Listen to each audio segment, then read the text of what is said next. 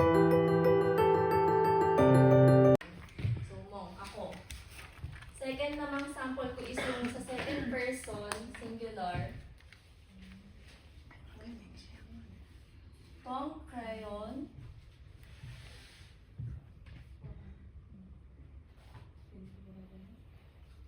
And treasury.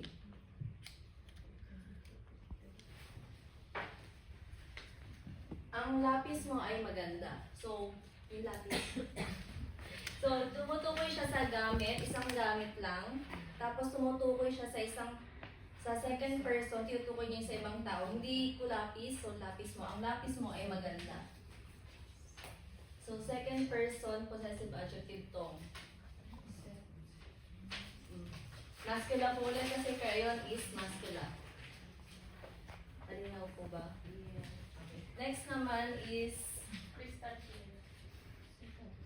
next sample ko naman, song reve.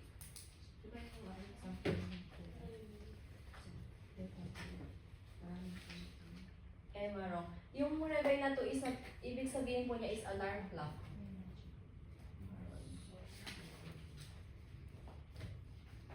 Ang alarm clock niya ay brown. So, ang gamit kong possessive adjective is song. Pertain ako sa reve ko is singular lang, isa lang siya. So, kaya ang gamit ko yung song na pertain sa gamit ng third person, so sa ibang tao. Next, again, ang reve po is masculine. So, yung critic ko mo. Best friend ka talaga. So, kung gagawin naman natin na plural to, so, ganun lang, papalitan lang natin. Kaya, lalagyan natin ng S. So, may. Ang color naman, para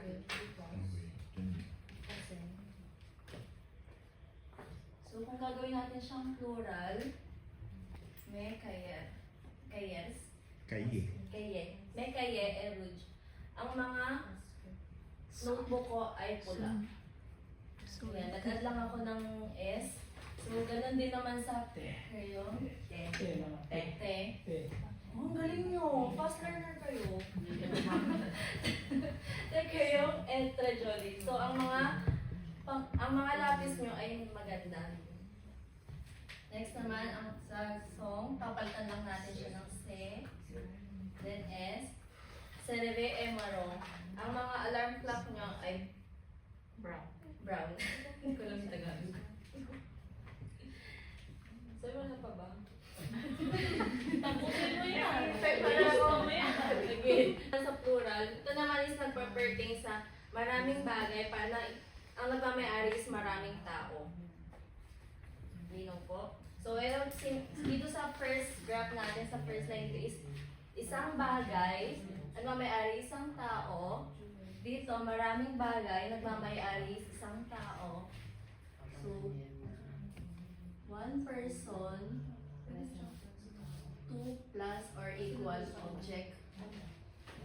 Let's see po ba yung yes. So, dito naman is two plus or more pertaining sa one object. Two and plus or equal pertaining sa two and person sa two and plus or equal object. So, tumutukoy sa maraming nagmamayari sa maraming bagay.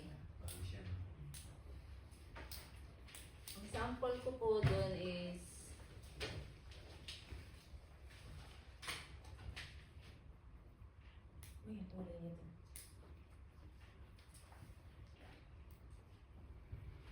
Senot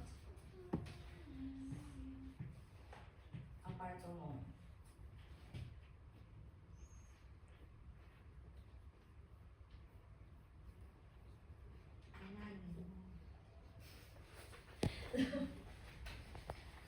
Ang ibig niya sabihin ay, ito ay ang aming apartment. So, amin, marami kami, pero isang bagay lang yung tinutukoy. Apartment. Question ba? Question daw sila sa... Yes. Sige lang. Hindi lang pwede. Sige, sila sa question. Ano, sige, ano po? Sige, continue mo na. Okay.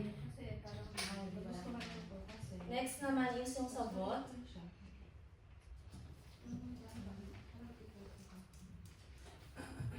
Sabot.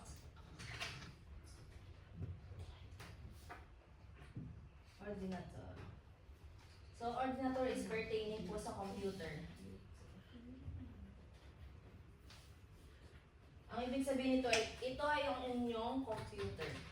So again, ang bot is maraming nagmamay-ari inyo. Then ordinator is nagpo-pertain sa isang object lang, isang computer. Last naman is a lore. Lore pair.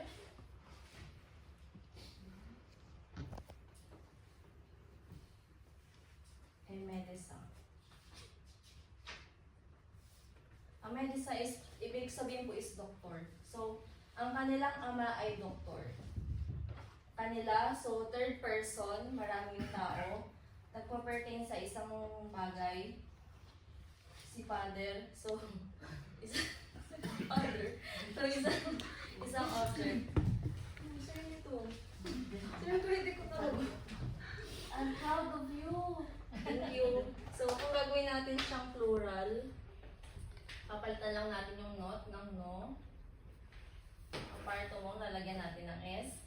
Seno, aparto mo. So, ang aming mga apartment.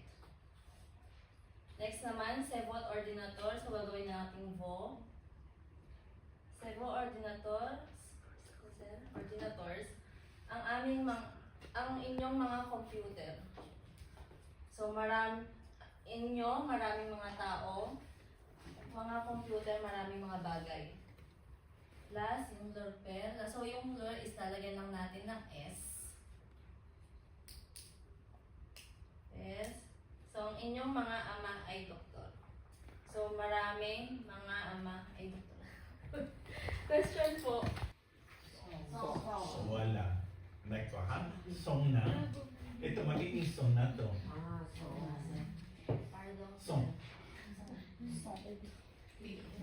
Paano i-pronounce yan, sir? Song? Song. Song. Like NG? Song. Parang kanta. Song. Nagka? Okay? So, okay ha? Nakita ninyo? Meron, gawan ninyo ng paraan kung paano nyo maintindihan. Katulad niya. Ginawa niya ng paraan kung paano nyo maintindihan paano ang gamit ng bawat isa. Di ba ang sa akin ang paliwanag ko merong illustrations? Tapos pinaliwanag ko lang sa inyo. Ito, marami nagmamay-ari isang bagay. Ito, isang nagmamay-ari maraming bagay. Di ba? Parang ganun lang, X lang naman sa akin. Sa kanya, yung division na plus and minus. Nako? So, gawan ninyo ng paraan kung paano ninyo maintindihan. Okay? O sige.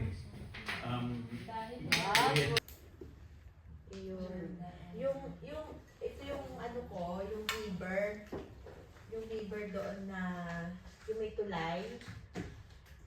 Ito siya, na maraming bulaklak. So, el son pont avec hardin rivière and draw magnifique. Sige. Meron silang tulay with the L'endroit est magnifique. Il y a un pont et un petit lac au milieu du jardin. Ano? Ako nila sa Frense is i-consider din po natin yung gender ng object na gagawin natin.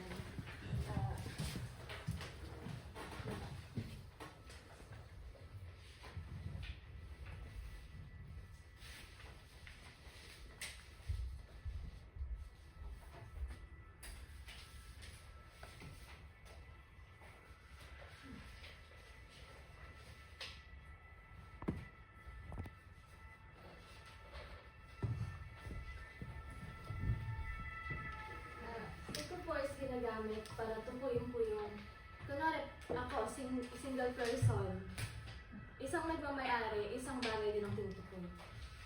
Kunwari, live. So, ang gagamitin po nating adjective is yung mon kasi ang live ay masculine. So, kahit babae po or lalaki yung nagsasalita or yung owner ng libro, yeah. Thank you.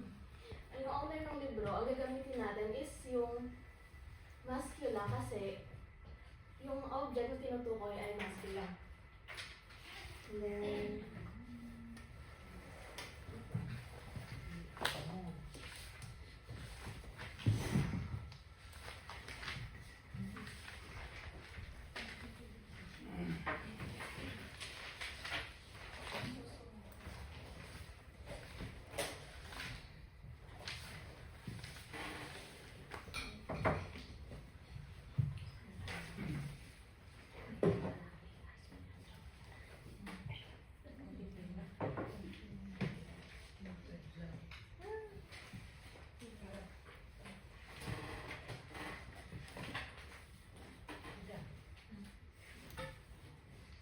ito naman po, mentes, ginagamit pag isa lang ang ownership pero maraming bagay ang tinutukoy.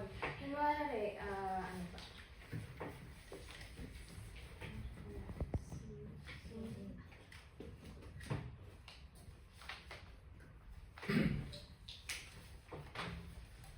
Sa Tagalog, susong Nezami, sa Tagalog, sila ay mga kaibigan ko. Songlet kasi maraming kaibigan ang tinutukoy. Tapos,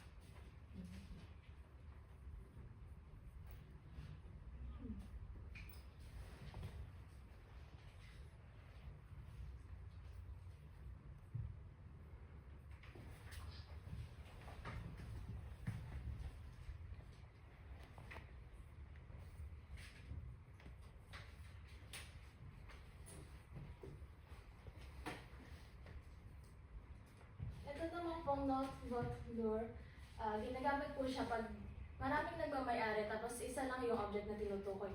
For example, yung, ano ba?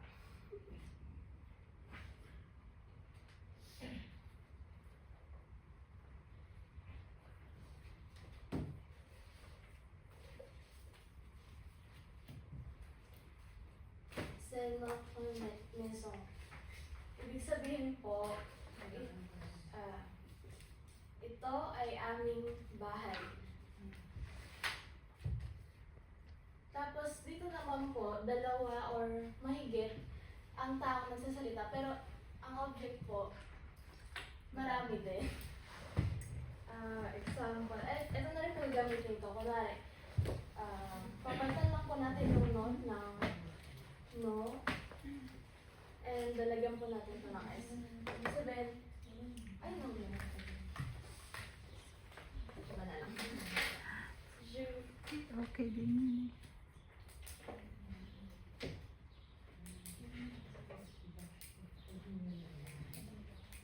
Je prendrai vos photos. Ibig sabihin,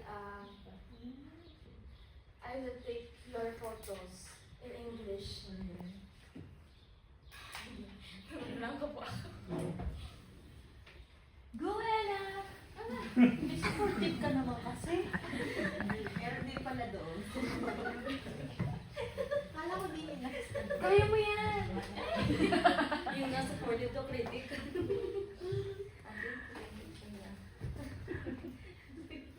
Gusto ko, gusto na magsalita, Hindi ko na po kayo. So basically, ang kaibahan lang po nitong dalawa, pareha po silang plural yung nagsasalita or yung owner.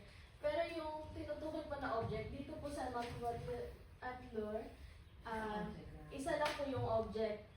Dito naman, marami din. Ganon. Next,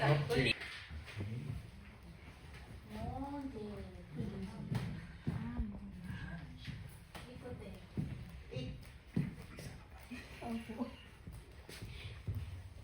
Represent niya.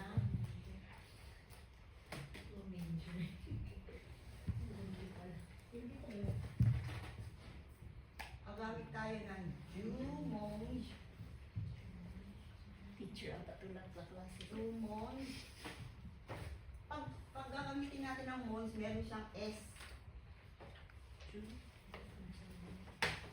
Il, El, Monj.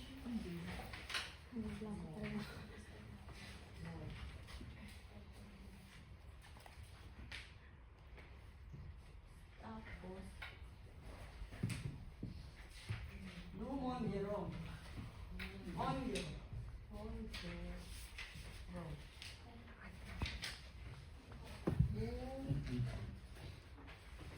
ER. So, gagamitin natin E, S, E, O, N, S, E, Z. Tapos, E, L, P. Tapos, sa passive composite,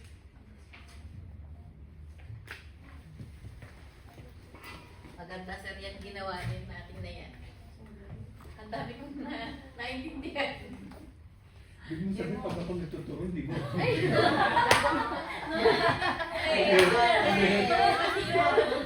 J, Monje, magiging, may song na siya. Maging Monje, tu a Monje, il, el, o Monje, nu zabong Monje, bu sabes Monje, il, el, song Monje.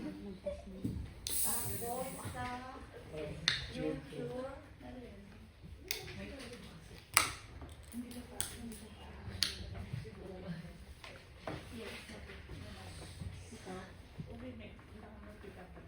magiging Jumonjeray na siya. Monjeray. Tu. J Monjere. Tu Monjere. Tu Monjera.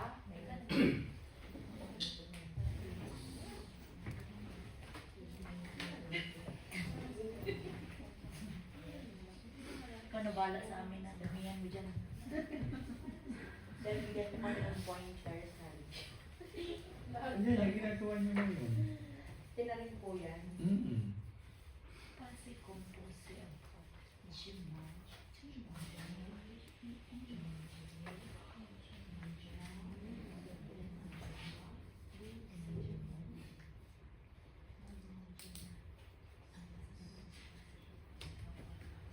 O NT. So, ang basa siya maging Jo Monjeray, Tu Monjera, Il El Monjera, Nu Monjerong, Bu Monjeres, Il El Monjerong. Bali dito sa present tense, ang example niya is Jemon.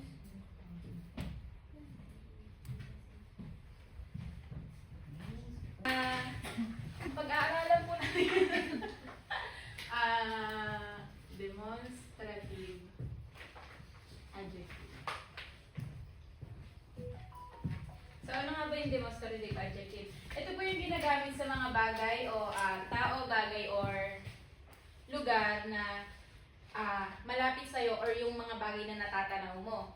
So, these are the under the demonstrative adjective. So,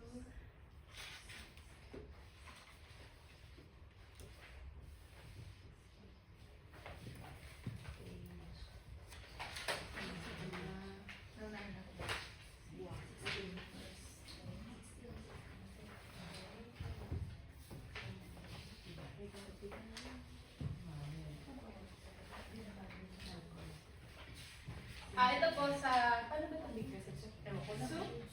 Su, masculine, singulier. Tapos po dun sa, ito naman po ginagamit sa masculine, pero masculine na vowel. Tapos ito, femina, singular. singular din po. Tapos ito naman sa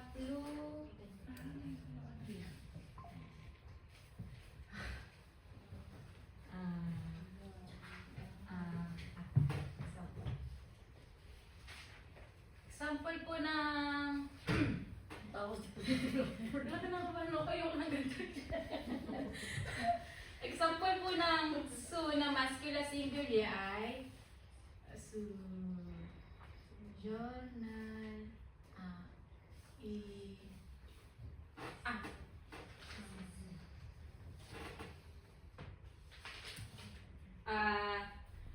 this journal is yours. Ayan.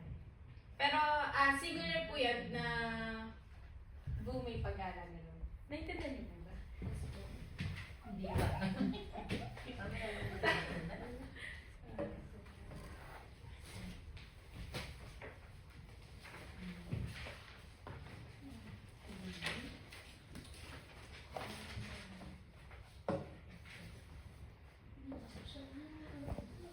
Magtatawag na lang ako, sir.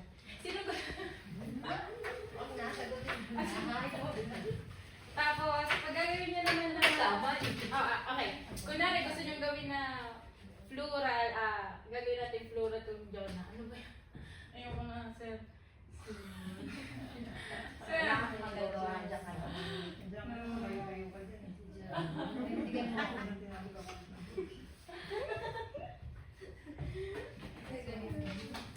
Nagkawag-kawag sila ng bibili sa'yo. Ay, pag nagtawag ko, wala nang bibigay sa'yo. Hindi ko na maintindihan yung ginagawa ko. Si! Wala bibigay sa'yo. Sino pong gusto mag-explain? Siyempre wala. Walang bigay. Ikaw taga? Ayan, May tanong.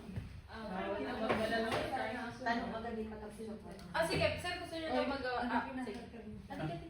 Gusto niyo daw, sir, magawa ng sentence and demonstration. Siya, sige.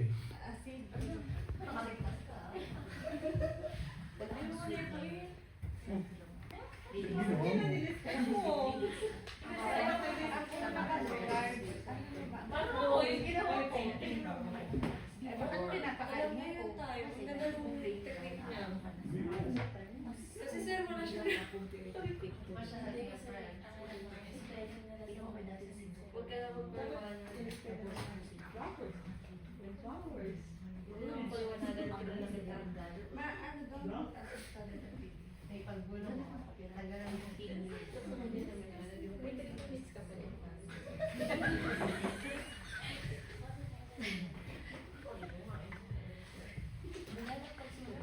ano po, ba-explain po kung ano po yung hindi ko po to alam. ano po, sir? Ambiang. Pero, iba na, parang atmosphere. Yun, atmosphere, oh. I observed the atmosphere in the bilihan.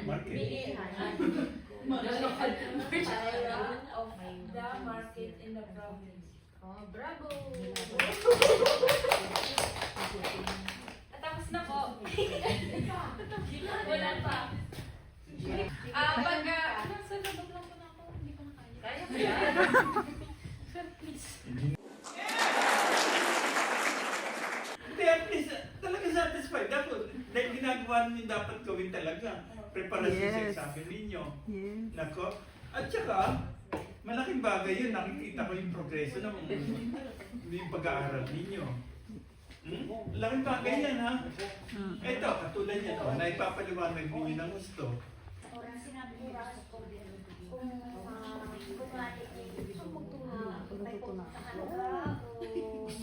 May kalaban ka, alam mo yung oras na gagamitin mo. Nako. Okay. For example,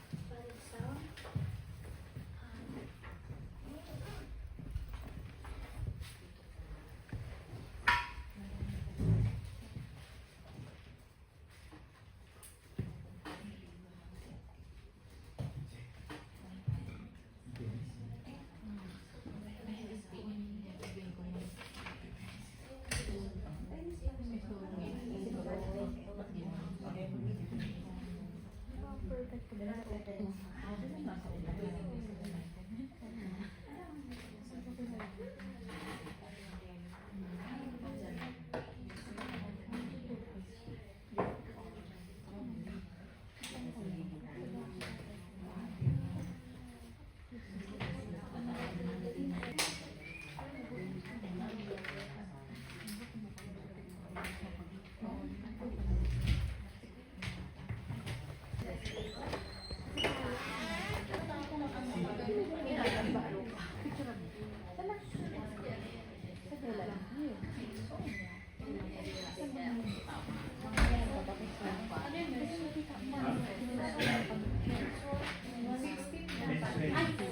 Ano?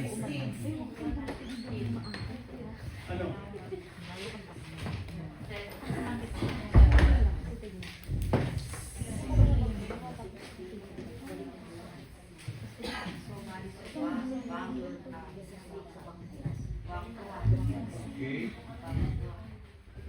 Anong paliwanag mo dyan, ano? Kung kumain ka, may pupuntahan ka o ano, or may gagawin ka, kung paano ano yun, kung anong oras. Nagko. Okay. Hapon o umaga. Okay. So, okay ha? So, alin yan ang ang hapon? Apang hapon,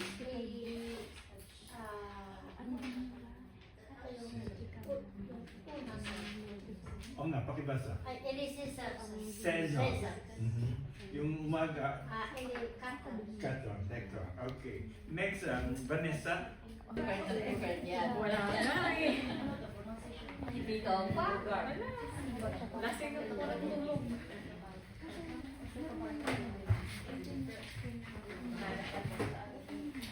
Feeling ko kasi yung fair ay parang araw-araw natin siyang gagamitin sa trabaho, oras, or pagtatanong.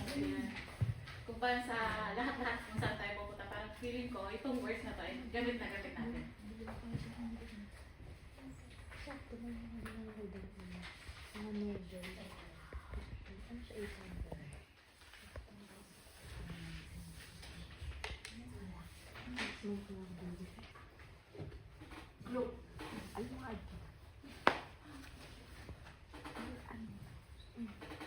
Present.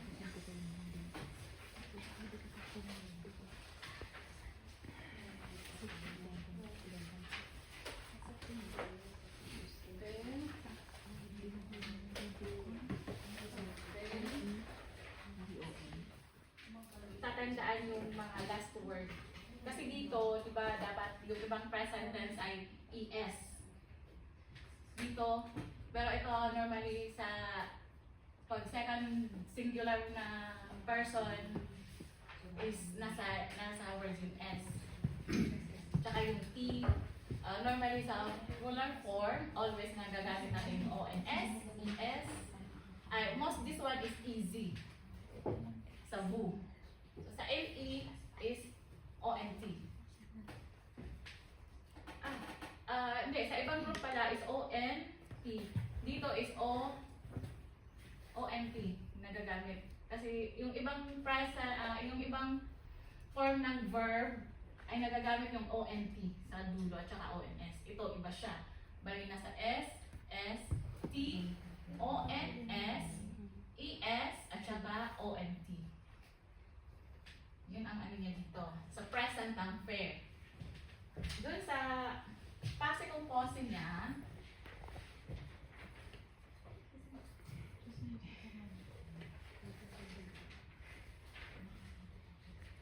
passive composing.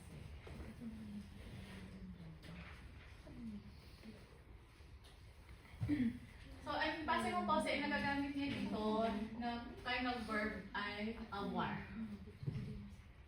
Avoir.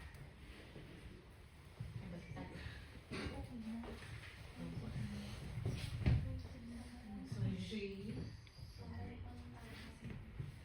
fait.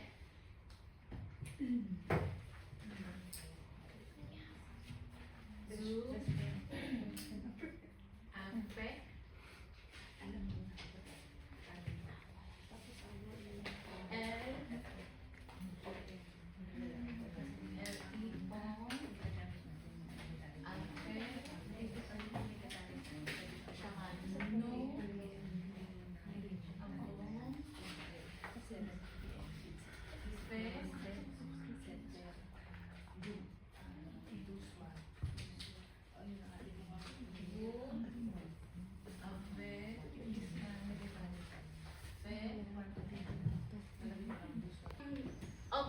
Verb na nagagamit sa passive composing is avoir.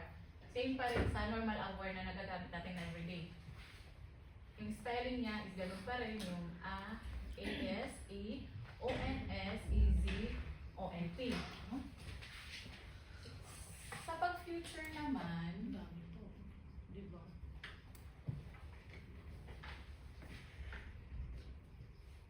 Jeffe,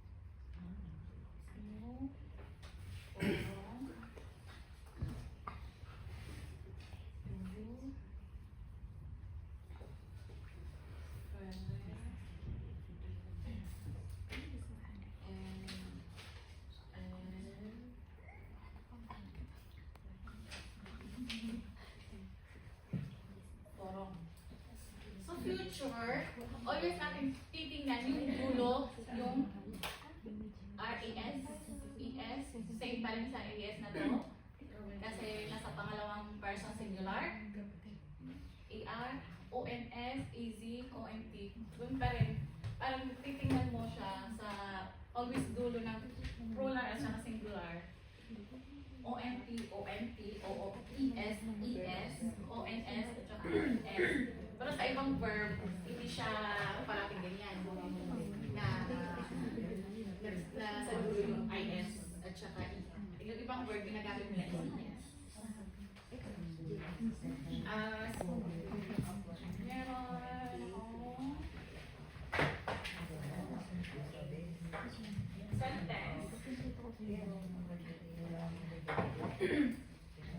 Sentence ko sa present is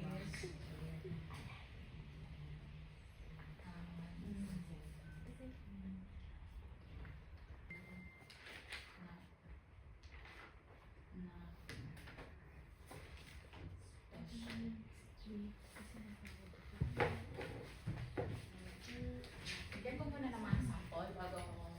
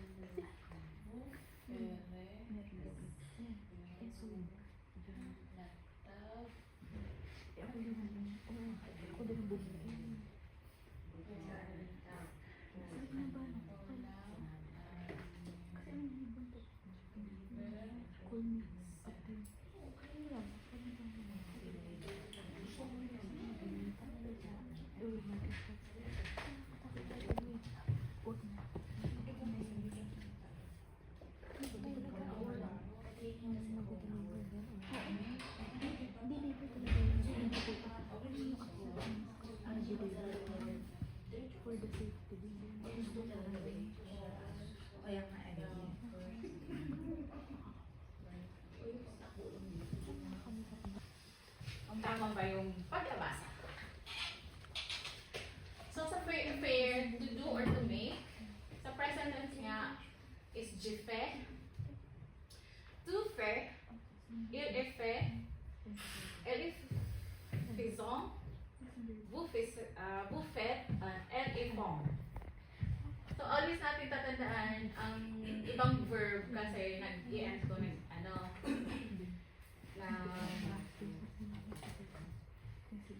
nag-es. Basta may siya dito, es. At saka yung sa pangalawang person singular, always in end is C. Pag dito naman sa second klase composite, ang verb na nagagamit natin is ang war. Pero yung gagamitin natin fair is isang balang salam is fed. rin siya, wala siyang pinagbago. At saka yung verb pa rin, ganun pa rin, walang pinagbago. Ganun din sa future, ang tatandaan lang natin always sa future is itong mga dulo para alam natin yung word niya is for future. So, may isi-share akong, nakita ko lang siya sa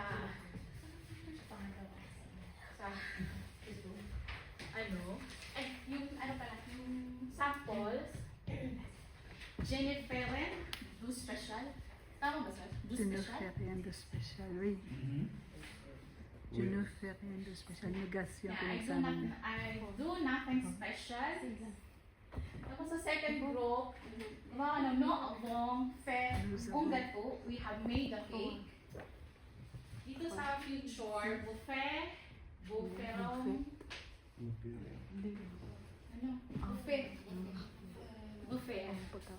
buffet, latab, for the anniversary, you will make a table for the birthday. Okay, so good. May isi-share ako na nakita ko lang siya sabi ni Sir, ito daw ay, itinanong ko siya kay Sir, na siya daw ay common na gagamit na future itong verb na to is common siya daw nagagamit is for future. Tama niyo siguro. Doctor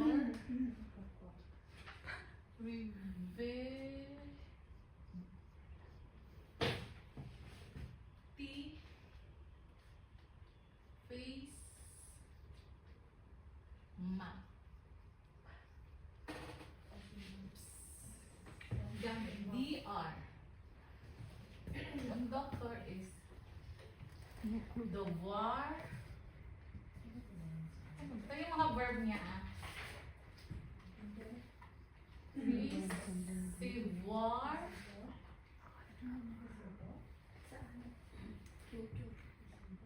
Verb pa lang to, wala pa yung future ha.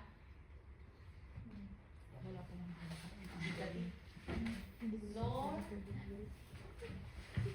Kasi itong mga verb na to ay ito yung mga verb na meron yung most na nagagamit sa future.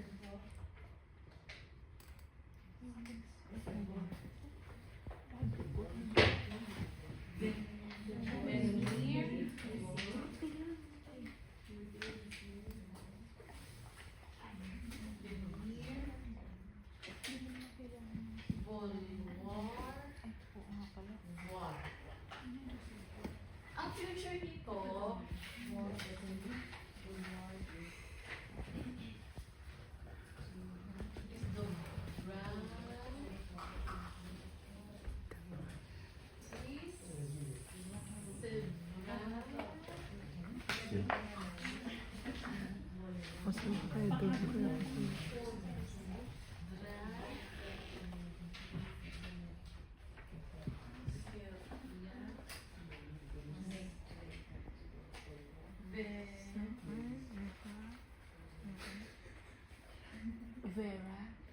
Vera.